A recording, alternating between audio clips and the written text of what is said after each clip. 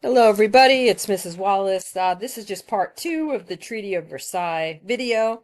A couple of things you can see again on this map, some of the land that gets ceded by the different countries that had lost the war. We see, well, Russia had, pulled out of the war in 1917, so all that land in purple was ceded as part of the Treaty of Brest-Litovsk. You also see land that gets ceded by Germany, that's in green. So some land that will go to Poland, some land that goes to France in terms of Alsace and Lorraine. So that goes back to the 1870s conflict between France and Germany. You also have land that gets ceded by Austria and Hungary. Lots of this gets broken down into a whole bunch of new states, so lots and lots of new states. You can also see in the Middle East, if you look at the Middle East areas that are in purple and orange, this becomes part of the mandate system, which is to some degree supposed to be different than imperialism. For all intents and purposes, this will be imperialism, 2.0. It is a mandate system in that France will control the areas in purple, Great Britain will control the areas in orange, and this is until these societies are ready to become independent countries.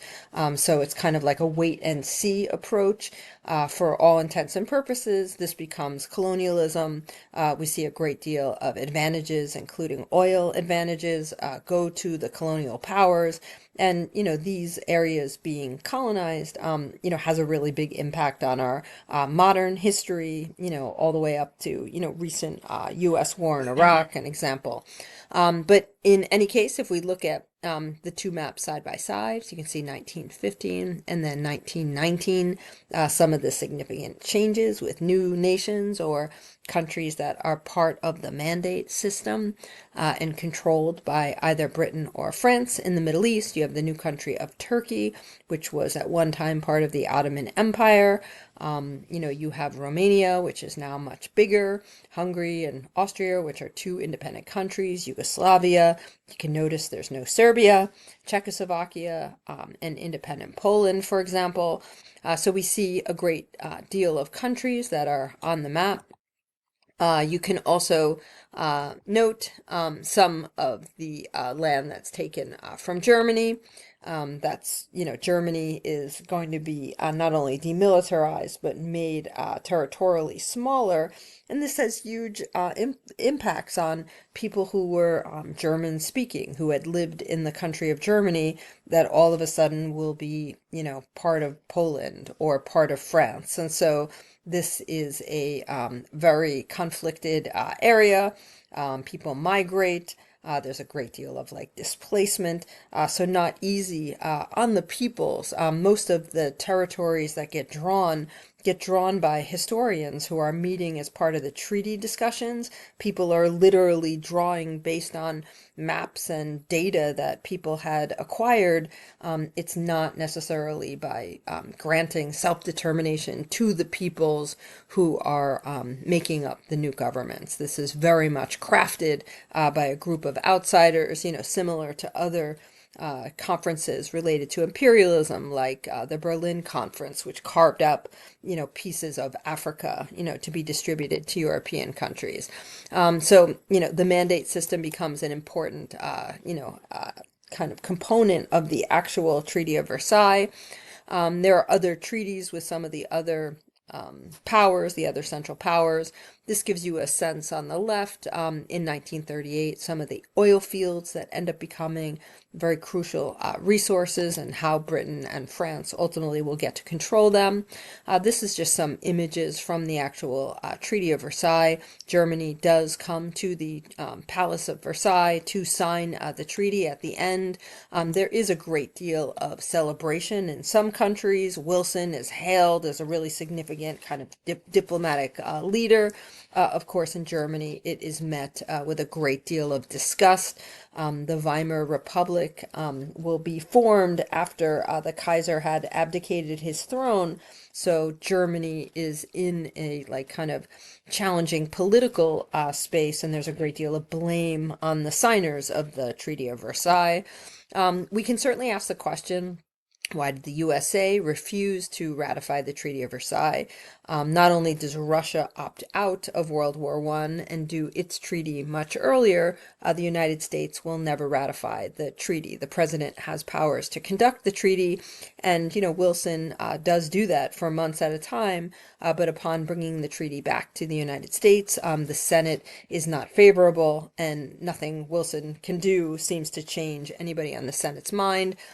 So note that Wilson's big interest was in maintaining the League of Nations, which did have a really significant structure. It has 27 nations in it, an executive council. There would be a variety of different players in the council. This would include, the Big Four, Japan, and some other elected nations. There'd also be a court of international justice in the case that there were specific crimes between countries. You might have arbitration or economic sanctions used against countries that wouldn't stop some of the conflicts.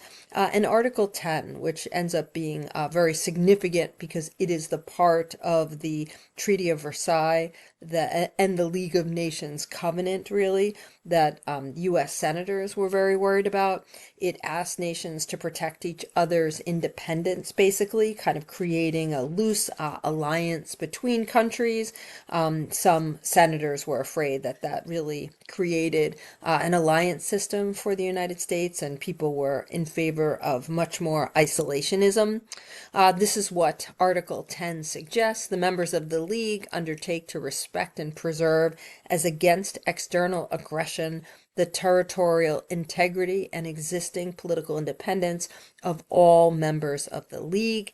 In case of any such aggression, or in case of any threat or danger of such aggression, the Council shall advise upon the means by which this obligation shall be fulfilled.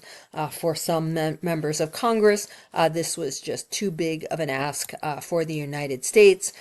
We can see, based on Wilson's 14 points, how much was really not fulfilled. The League of Nations, even though it did get established, there really wasn't mutual guarantees of independence, and the United States didn't necessarily join it. And so it ultimately, some times when there were conflicts, in the case of a rising Japan, for example, Japan would just quit the League of Nations. So it didn't end up being a space where a great deal of grievances were worked out. And you can see on the top lots of things that were not fulfilled were things like open international relations, fewer secret treaties, greater freedom of the seas, reduction of arms, lots impartial adjustments of colonial claims. A lot of those things were not fulfilled at all. The evacuation of Russian territory also was not fulfilled, and Russia was not welcomed into the Society of Free Nations. So things that Wilson had hoped to do didn't necessarily happen. We do see some things fulfilled with the return of Alsace and Lorraine and an independent Poland. Okay, so some of the real big parts of the Treaty of Versailles. This is again the part of the Paris Peace Treaty that dealt specifically with Germany. The International Peace Organization, the League of Nations, Germany and Russia were excluded from it. The United States never joined. Territorial losses, so there's a great deal of territorial losses. Germany did surrender all of its overseas colonies in Africa and the Pacific, and they did get distributed to other countries. Military restrictions. This is a big thing to note because, of course, we will see World War II. There are limits on the size of the German army. Germany's prohibited from importing or manufacturing weapons or war material. No submarines, no air force, so lots of restriction on arms. And of course, Germany had to sign a war guilt clause. Wilson was not able to sign the treaty, of course. He had to bring it back to the U.S. Senate. The Senate did not go for it. And, some historians would argue Wilson probably should have had some Republicans in his delegation. He probably should have been able to modify Article 10 of the League of Nations Covenant. He probably should have compromised some things that he knew the Senate might be fearful of, but he did not give up the fight and would not compromise at all. So we do see the Senate wanting to amend the League's covenant, but Wilson refused that, and he goes on a very large campaign around the country. Two-thirds of the Senate would be needed to approve the treaty. There are factions within the Senate, the very significant one, because you have some mild reservationists, people who, a few changes would be fine. Strong reservationists, these would be people like Henry Cabot Lodge. He was kind of very lined up with Teddy Roosevelt. These are people who despised Wilson, thought he was weak, and had significant reservations about Article 10. And then the irreconcilables. These are people who refuse to allow the U.S. to join the League. And these particular factions were all essentially anti-Wilson. He wouldn't budge even for anyone. And he ultimately it goes on this large campaign across the country. Much of this will lead to him having a stroke. He has a stroke and ends up really incapacitated toward the end of his term. His wife, he had remarried while he was in office, and his wife, Edith, largely runs the country. This was unknown to people at the time. But the degree to which he was incapacitated is now much more clear. So the Treaty of Versailles ends up being a lot less significant in kind of its application than perhaps it was in terms of the discussions about it. And we see a lot of the colonialism continue and increases in imperialism, especially in the case of Germany and Japan. And, we'll see some of that in the next couple of weeks. Okay, be well. I'll see you in class.